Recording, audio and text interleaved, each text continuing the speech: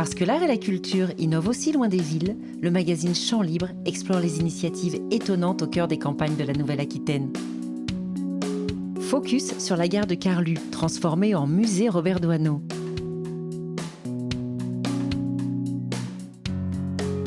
Sur la côte atlantique, Sébastien Saindeux se souvient de l'érosion du littoral.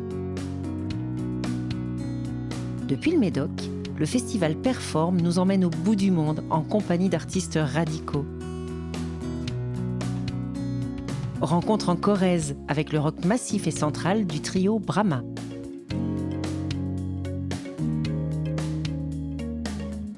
Dans la rubrique Lu, retour tout en délicatesse vers la lumière.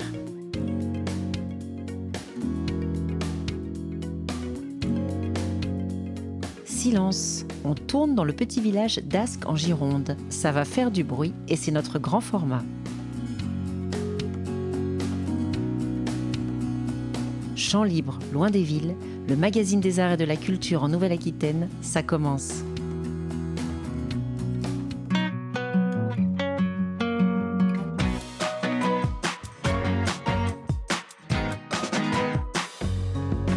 À Carlu, aux confins de la Nouvelle-Aquitaine, l'ancienne gare a été transformée en office de tourisme et en musée de la photographie.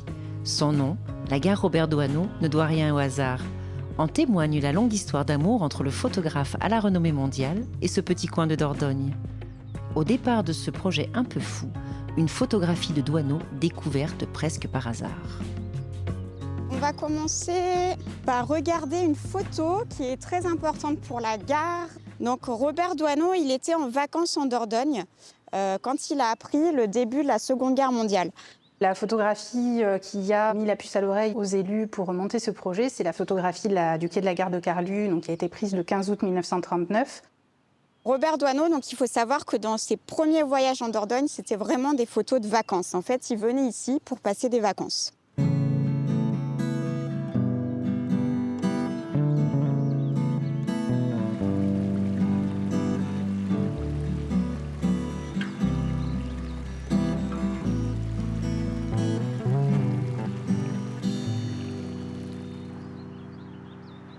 J'ai proposé ici de réaliser un musée dédié à Doisneau, un lieu d'accueil qui rappelle cette histoire de Robert Doisneau et de la vallée de la Dordogne et les tout premiers congés payés.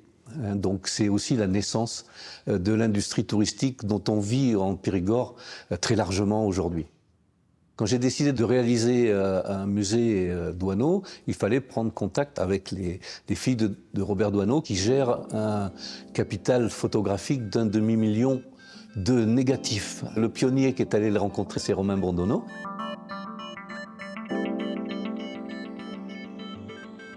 Sur les 450 000 négatifs qui sont sous chambre froide à Montrouge, donc à l'atelier de Robert Doisneau, Romain avait déjà fait une présélection de toutes les photographies liées à l'environnement, la Dordogne et notamment Carlu et au-delà. Donc nous avons resélectionné une cinquantaine de photos pour justement créer cette exposition qui est une création. Et c'est le seul lieu en France qui accueille une exposition permanente de Robert Doisneau.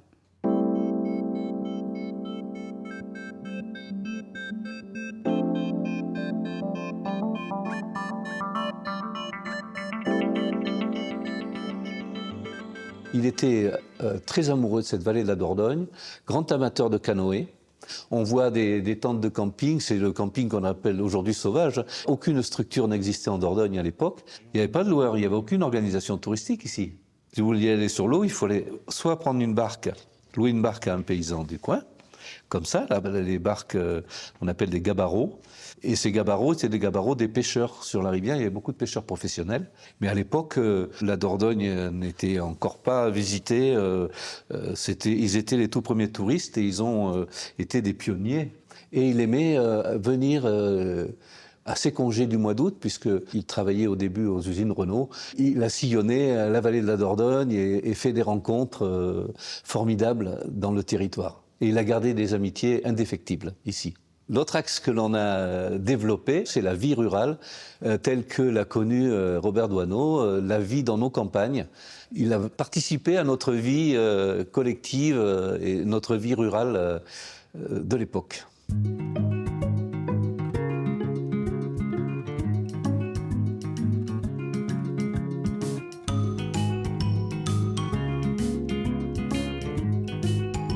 Donc il y a beaucoup de portraits, par exemple, de gens qui sont au travail.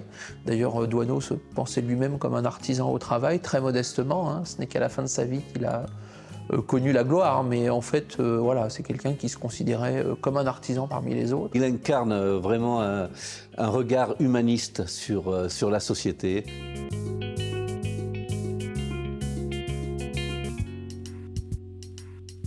Il n'y a pas de regard vertical, on sent qu'il y a de l'empathie, c'est parfois facétieux, c'est toujours généreux, et c'est la raison pour laquelle je crois que tout le monde aime Doisneau.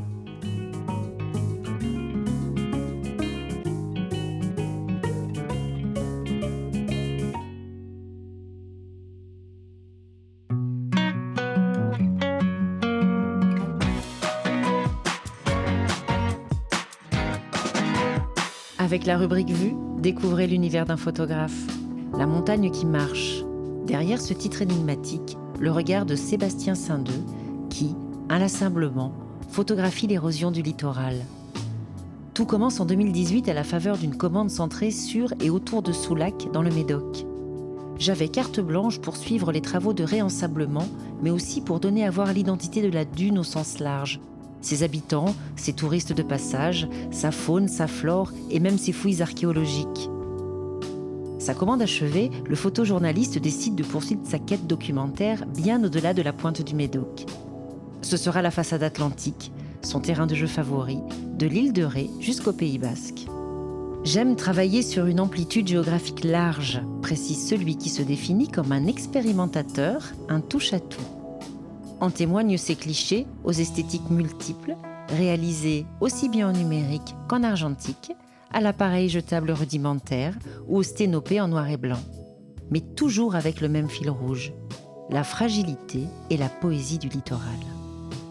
Les maisons qui disparaissent, les immeubles désertés, les habitants repoussés loin de la côte. Derrière la jolie photographie, il y a la nécessité de se souvenir de la catastrophe, dit-il. Et aussi qu'il n'a pas de leçon à donner. Je ne suis pas un scientifique, je ne suis qu'un modeste contemplateur. Un contemplateur qui mène un colossal travail de mémoire sur la disparition, la trace et ce qu'il nous restera, peut-être.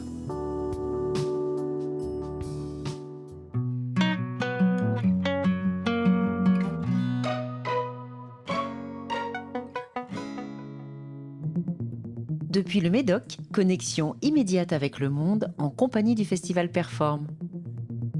Le Festival Perform, c'est un festival qui réfléchit à la performance sous toutes ses formes. Là, j'ai invité des gens de partout, du bout du monde, pour réfléchir à ce que c'est que ce médium-là. J'ai envie de créer un maillage avec à la fois des habitants, des artistes locaux, vraiment ancrés dans la région, même dans le département, et des gens qui ont des initiatives qui sont extrêmement moteurs, mais de partout. Et comme dans ma pratique, je voyage beaucoup, j'ai créé une sorte de famille comme ça, aussi bien en Arctique avec Stein Henningsen par exemple, Kubra Khademi qui arrive d'Afghanistan.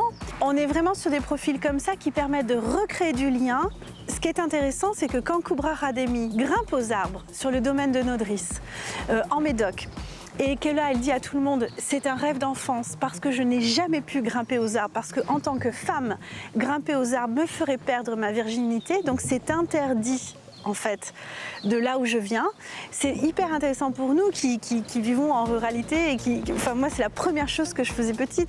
Donc ça permet vraiment de réfléchir à cet état de monde et de créer une espèce de conscience politique, sociologique, artistique, poétique, commune. Et c'est un peu l'idée du Festival Perform.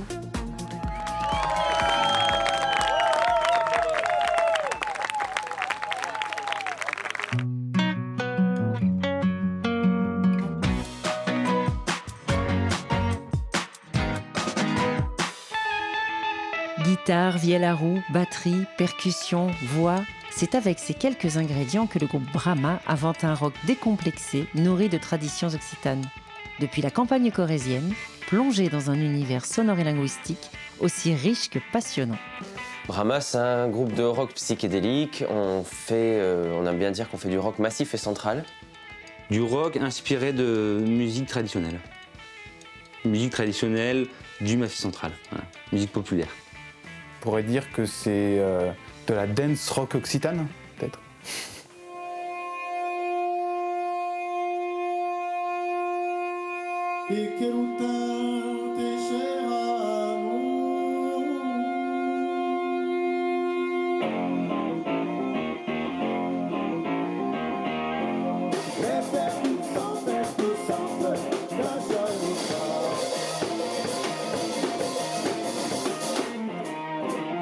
Brahma, c'est occitan. Ça veut dire, comment en français? Ça veut dire hurler, brailler. On l'a découvert le mot dans un poème de Marcel Delpastre, qui est une autrice paysanne limousine, qui dans le poème dans lequel on l'a découvert parle plutôt du vent. Donc voilà, quelque chose plutôt de métaphorique.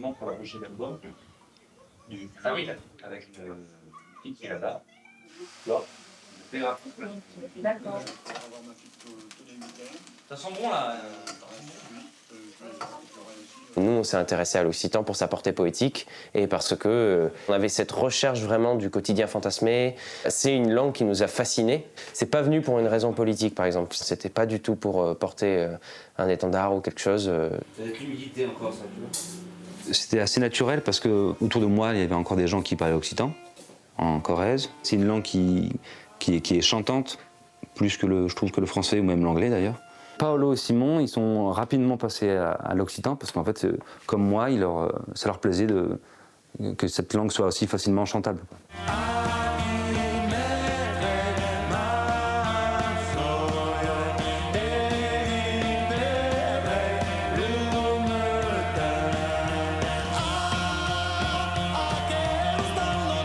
Je pense qu'on a deux prismes en fait, c'est que à la fois Paolo et moi on vient plutôt du rock et Baptiste il vient plutôt de la musique traditionnelle. Alors moi je viens vraiment du coin de Corrèze et on m'a dit mais essaye la vielle à roue parce que c'est un instrument à la fois mélodique et rythmique. J'ai bien vite compris que ça avait ses limites.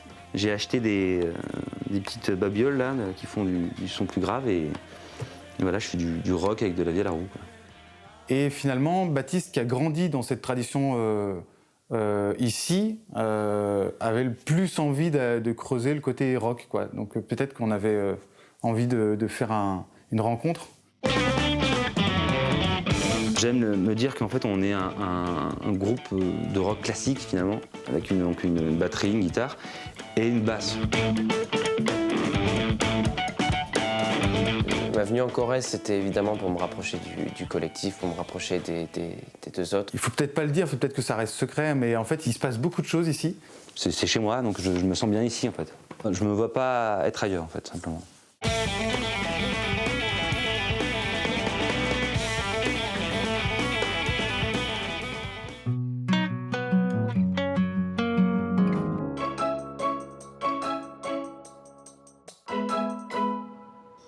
Suis la rivière comme un chemin.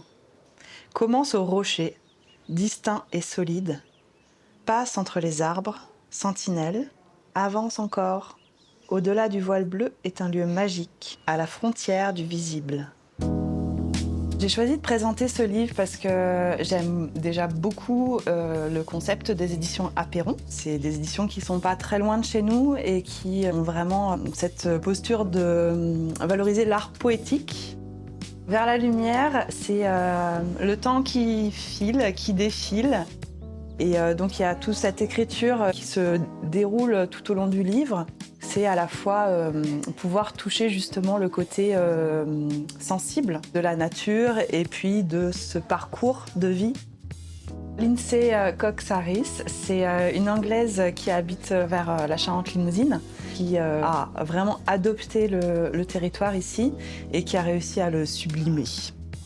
On voit sur le revers du livre le récit de l'autrice, qui est aussi l'illustratrice, qui a vécu des difficultés, mais qui ensuite permet aussi de revenir vers la lumière.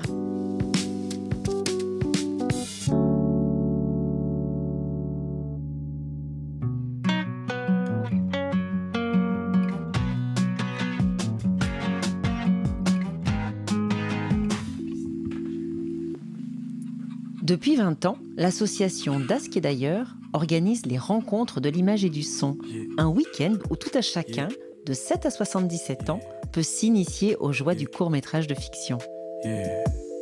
Cette année, c'est la vie à la campagne qui est le thème proposé aux réalisateurs amateurs.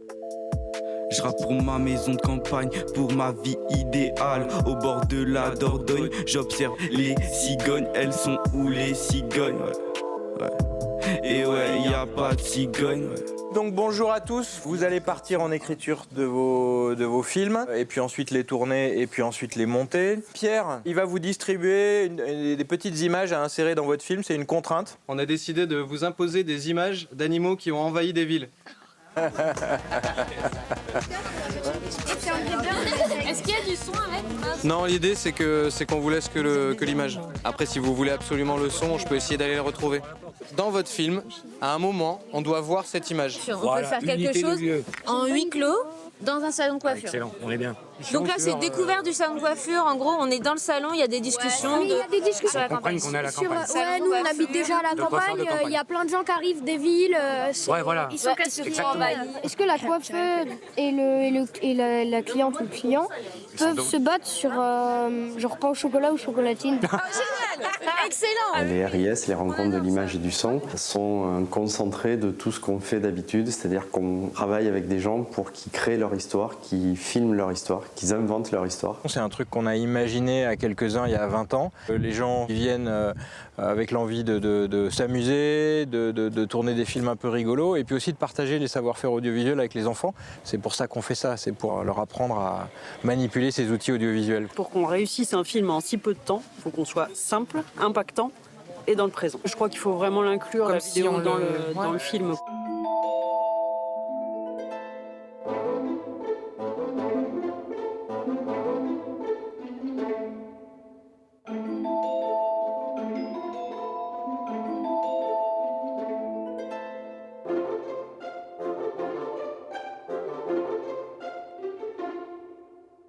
Ça, toi, tu m'as dit. Oui.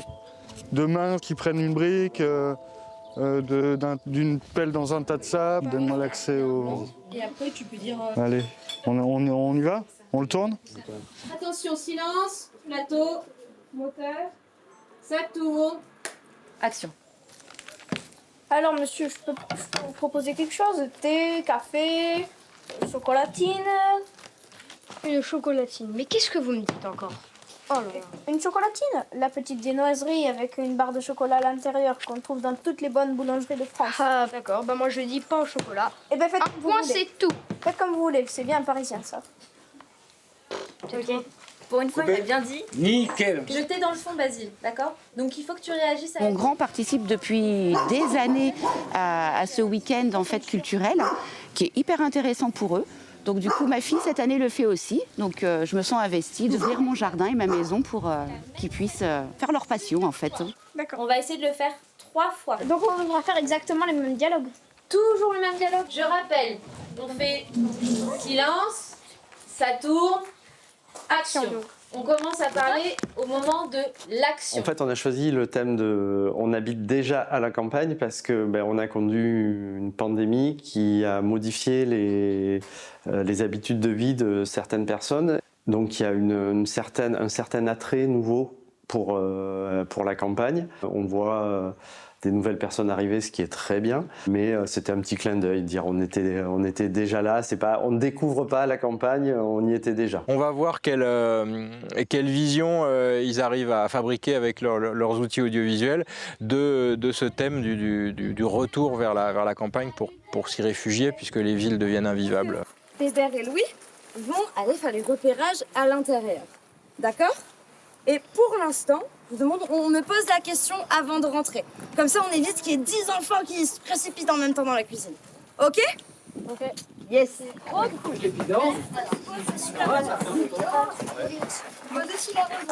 Vous allez voir des magnifiques animaux s'infiltrer chez des gens en opération commando et infiltration. Voilà.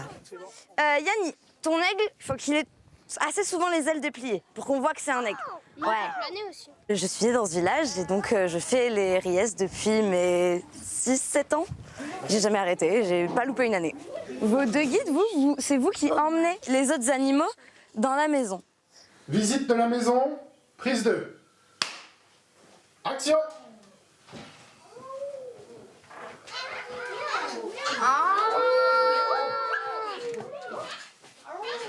On est beaucoup à être issus de l'éducation populaire, moi en premier. Et l'intérêt de cette association, c'est de proposer ça sur un territoire qui est au départ pas spécialement fléché comme un territoire culturel. Et c'est que c'est des gens qui habitent et résident sur ce territoire amènent des compétences qu'on trouve plutôt en ville d'habitude. 5 kilos par an.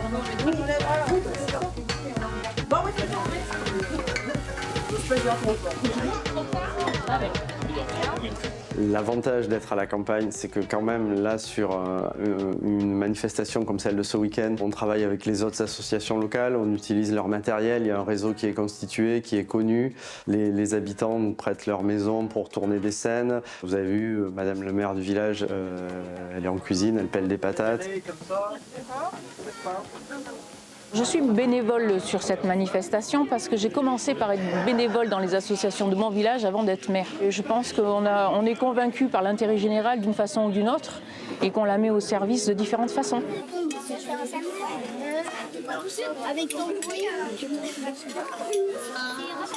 On l'a regardé tout à l'heure, c'est de là. Elle est là. On est dans la salle municipale de Ascq, donc, et c'est ici qu'on monte en fait tous les films qui ont été faits sur le temps du week-end. Donc il y en a qui ont commencé dès ce matin à 10h et on diffuse dans 5 heures.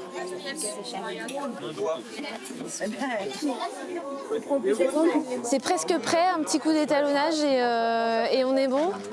Ok. Super, franchement, tout à l'heure pour voir 2 minutes, 3 minutes quoi. Il y a une énergie, il y a une bienveillance, il y a une manière d'accueillir, d'être chaleureux avec les gens qui fait que ça fait un peu comme un aimant. Moi je viens de Paris et tous les ans je manque pas l'événement quoi, je viens malgré tout. On regarde tous la caméra à un moment.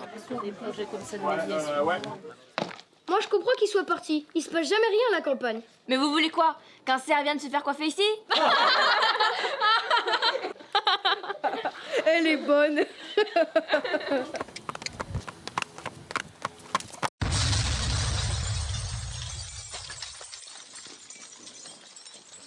Voilà. Et je crois qu'on a tout là. C'est difficile, c'est 2 jours de travail quand même, enfin on est pris.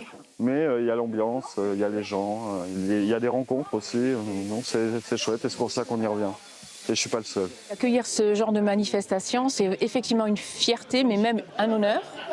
On a même un souhait de faire exemple et de donner envie aux autres. Nous, notre boulot toute l'année, c'est de faire un travail éducatif. Et c'est important de développer son esprit critique.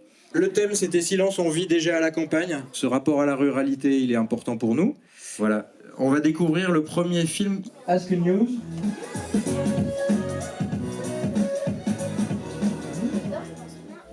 Y a 400 habitants dans mon village. Quand y vas, ton regard se décompose. Ici ça pue le compost, il y a même pas la poste. Ouais. Enfin si, mais un jour sur 2, putain y a que des vieux. Yeah, yeah, yeah, yeah, yeah, yeah. Das geht da, yo. Dans le prochain numéro de Chant Libre, focus sur l'impertinent spectacle L'arbre, le maire et la médiathèque. Dans les Landes, Marie Tauzin-Afjen sur les traces des derniers Chalossais. En Sud-Gironde, toutes les sonorités du monde avec les nuits atypiques. Rencontre avec Gauvin Serre, chanteur engagé made in Creuse. Dans la rubrique Lu, Mademoiselle Ernestine enflamme le village de Montsigou. À la pointe du Médoc, le phare de Cordouan domine les mers et titille l'imaginaire des artistes. Chant Libre, loin des villes, le magazine des arts et de la culture en Nouvelle-Aquitaine.